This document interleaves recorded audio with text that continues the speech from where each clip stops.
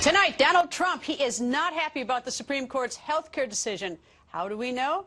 Well, immediately after the ruling, he tweeted, "The USC, meaning the United States Supreme Court, made a terrible decision today. How can requirement to buy private health insurance logically be a government tax?" And Donald Trump wasn't finished with that. He fired off more tweets with extra harsh words directed at Chief Justice John Roberts. He tweeted, "Justice Roberts turned on his principles with absolutely irrational reasoning in order to get loving press from the Washington establishment. He should be ashamed of himself." Why such tough talk? Donald Trump joins us. Nice to talk to you, Donald. Hello, Greta. And I should say you continued. Today you posted or tweeted, Justice Roberts changed his vote in order to make the media happy. He was intimidated by the press. How do you know that? Well, it's what I've heard. It's what I'm hearing from the press. It's what I'm hearing from some of your brethren that cover the Supreme Court. And supposedly a month ago he was all set to go, and then all of a sudden he changed his mind. And frankly, Greta, I was watching the kind of horrible press these so-called conservative judges were getting. And I said, you know, I wouldn't be surprised if one of them, and I sort of thought in terms of Roberts, but one of them changed just to curry good favor with the press. And that's what happened. He was totally against. His decision made no sense whatsoever. It wasn't even rational. And, you know, it's come back to haunt him a little bit. Two things have happened. Number one, the decision itself is not a respected decision, even by his opponents, because they can't believe he did it. And so that level of respect that he was seeking, I don't think he got. And, of course, the good news for Mitt Romney, I think this could really be a huge positive. I've never seen the Republicans so energized as they have been over the last 4 days. For me, Donald, it's a little tough to think that a Supreme Court justice would go outside the record and be weak-kneed and be influenced by the crowd, essentially. So it's very troubling when I hear that, and I know that everyone seems to believe that, and I know people are pointing to irregularities in the decision. But I certainly think that if that's true, it certainly is a terrible destabilizing for our judicial system and for our system of government. Well, Justice Roberts is a smart man, and a smart man could not have made this decision, because you look at his decision, it's just fraught with ambiguities and inconsistencies, and it doesn't make sense. He knows it doesn't make sense. He grasped at the tax concept so that he could justify it.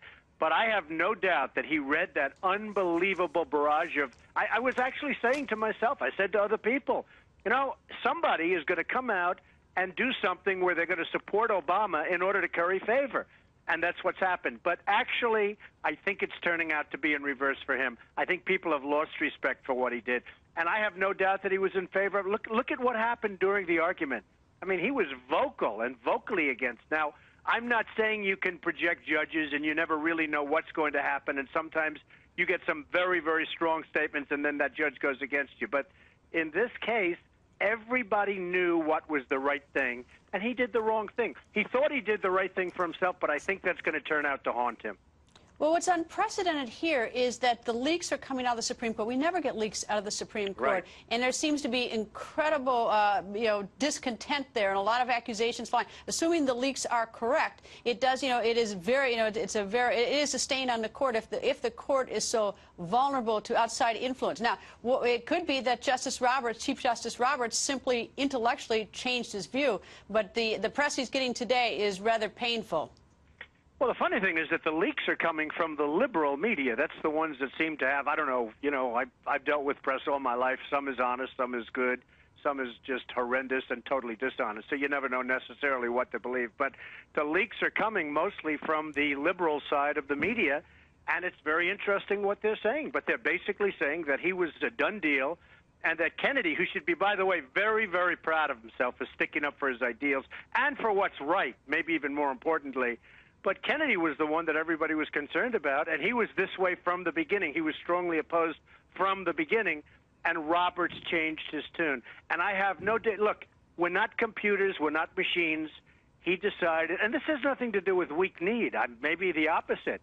But he decided that he was going to curry favor. And he has. I mean, But his job is not to curry favor. That is simply not his job. Absolutely, of course his job is to decide, however the cards fall, within the courtroom, within the record that's presented to him, with his intellectual abilities, looking at the Constitution, looking at precedent. But if he's paying attention at all to what is going on outside and listening to the crowd, that's a very different situation. Greta, his job is to do the right thing, and he didn't do the right thing. And that's why they don't have elections, and that's why they're in there for life, because they're not supposed to be influenced at all. They're not supposed to, I guess, in theory, they shouldn't even be reading newspapers. They should be doing what's right. I have no doubt, as a human being, I have no doubt that he read the papers and he said, you know what? I'm going to do something that's going to shock people, and man, am I going to be popular in Washington and Georgetown. Do you think he wants to be popular? I mean, it's such a. I tell you, that's so unlike my impression of what the court has been historically. And I guess it's because I'm a lawyer and I have respect for the court system. But to think that a Chief Justice would want to, quote, be popular with the crowd in Georgetown, do you really believe that? Yes, I do, absolutely. And I think less him than I really think that some maybe more so than others. But in this case, I have no doubt that what the liberal media reported was true. He was totally against and strongly against, and he changed his tune all of a sudden. Kennedy was very angry at him, supposedly not talking. And what is interesting is, for the first time that I've ever watched this, and I've been watching it all my life, I see that reporters seem to have access to the Supreme Court. Very interesting. I've never seen inside reporting on the Supreme Court before this. Well, I think it's because the justices, the colleagues, are so furious is why I think that we're hearing things. I mean, the leaks are coming not because everything is fine and dandy inside the court. It's because there's great dissension and people are troubled by what went on inside. I think that's why we're getting leaks. I think Justice Roberts did a very dishonorable thing. I think what he did was dishonorable because there was no justification for what he did. His decision didn't even make sense. If you read his decision, this is not the decision of a smart man. And frankly, the Kennedy decision was an unbelievably well-written, well-crafted, and actually angry decision. I suspect angry because of what Roberts did, but it was an angry decision. But it was also a correct decision. Well, Donald, I don't have any problem with the justice during the course of deliberations and writing opinions changing his or her mind on how a case should be decided. The only thing that troubles me is if it's outside influence. Right. If someone wants to be popular Why? or if someone is trying to curry favor, that's what's troubling, not that someone might change his mind. It's called the why. Why did he change? How come he changed? What was he reading? What was he looking at? What influenced him to make this change? And there's no question that he changed. I mean, it's not like, oh, gee, he felt this way from the beginning. There is no question that he changed. And I would tell you that I would think that President Bush, who appointed him, is a very unhappy camper at this point and very embarrassed by it. But he has to be a very, very unhappy camper. How do you think that this, you said earlier that you thought this helped Governor Romney. Governor Romney has, through a spokesperson, not Governor Romney, but Governor Romney, through a spokesperson, says that he agrees essentially with the White House that this is not a tax. Does that not put him in the wrong position in terms of his, in his constituency? Well, Justice Roberts said it was a tax, and I heard the representative say that. I have not heard Mitt say it. But, as far as I'm concerned, Justice Roberts said it was a tax. That was the only way he could justify his ridiculous decision. So I would be more inclined to say it was a tax. I think it's, frankly, better for Mitt if he views it that way. And what was said, but that's up to him. I haven't heard Mitt's take. I've heard people talking and maybe talking for him and maybe not. Nobody even knows. But I have not heard his take yet. I will say this. It has energized because Mitt is saying he will absolutely knock it out. As soon as he gets in, they will start from day one to knock it out. The Republican Party is energized like it was not. It was fine. It was good. Things are going good. And there was energy. But now it's got super energy. And I think in the end, this could really be something very important for Mitt Romney. Does it matter, or should Governor Romney come out and say what he thinks it is, whether it's a tax or not a tax? And does that matter? Well, he will come out and say. I mean, obviously, you and everybody else that speaks to him, and I'm sure the first time the reporters speak, this will be the first question. So at some point, he'll come out and say, my preference would be, and what I say means nothing, but I would just stick with the decision. They call it a tax. So President Obama brought a tax on all of the millions and millions and millions of us that he said he wasn't going to be taxing. So the people of this country were taxed by somebody that says he was not going to be taxing. Not only is it tax, it's 21 separate taxes. If you look at this, there are 21 separate taxes, smaller ones, bigger ones. You add them all up. It's a group of anywhere from 19 to 21 taxes going up through the line. And he said he wasn't going to tax. Well, Obamacare is a major tax as far as I'm concerned. Now, Mitt may have a different view on it. He may have a different take on it, and I think that's fine. All right, and let me switch topics now.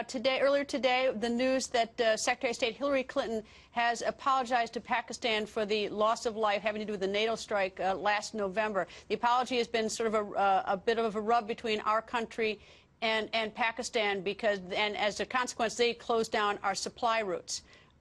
Your thoughts on this?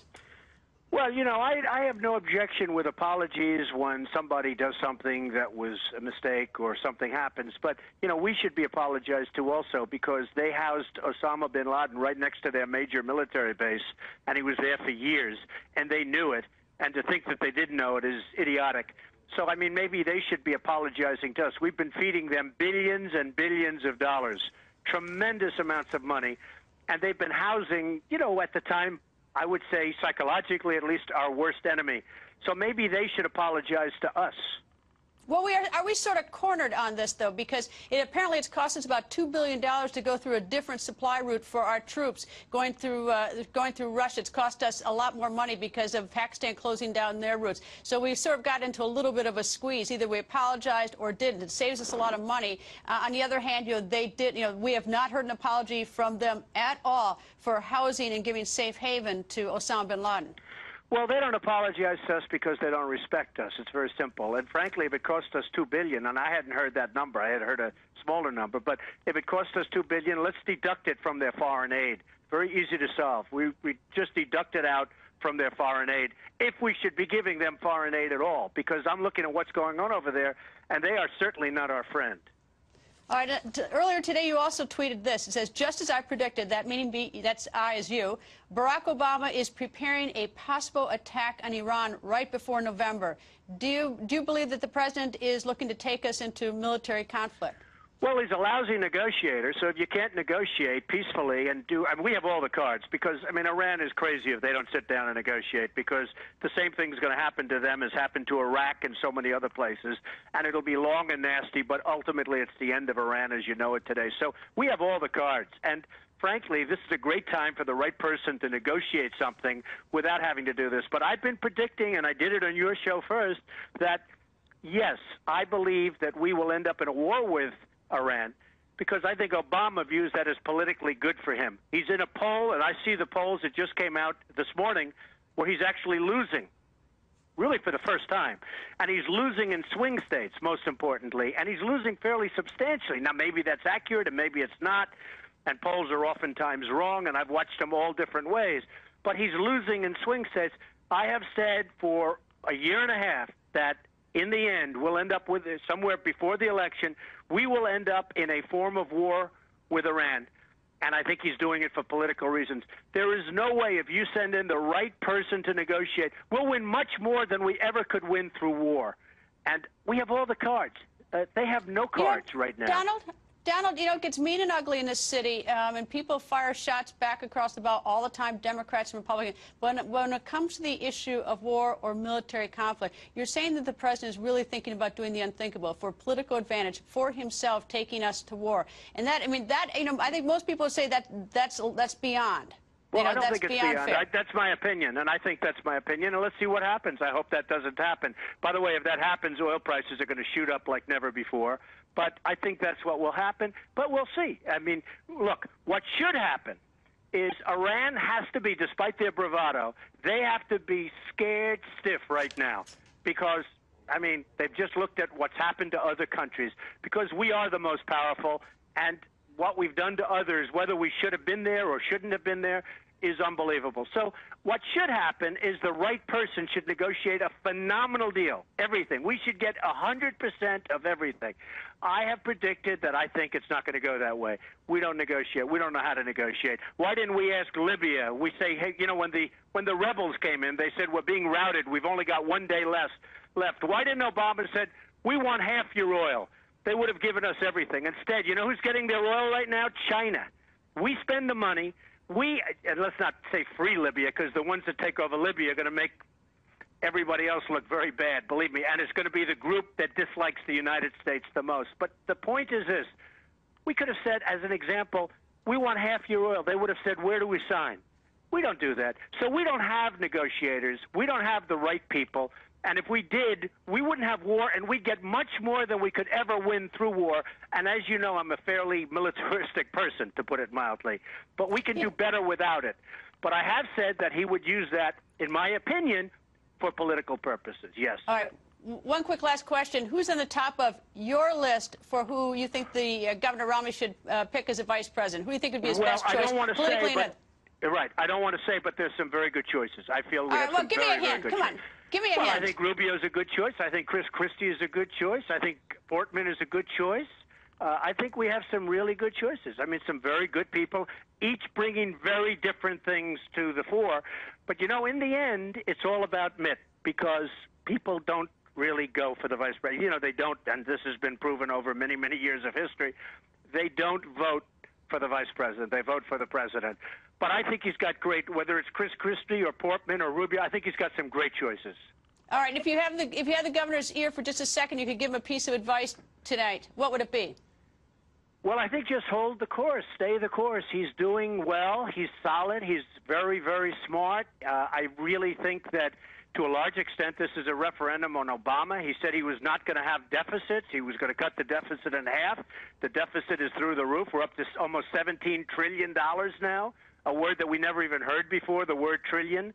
But we're up to almost $17 trillion. If you look back to the early days, he said, I will cut the deficit in half. Well, the exact opposite's happened. So this is really something where I think if Mitt just stays the course, we will have a new president, and he'll be a great president. Donald, thank you.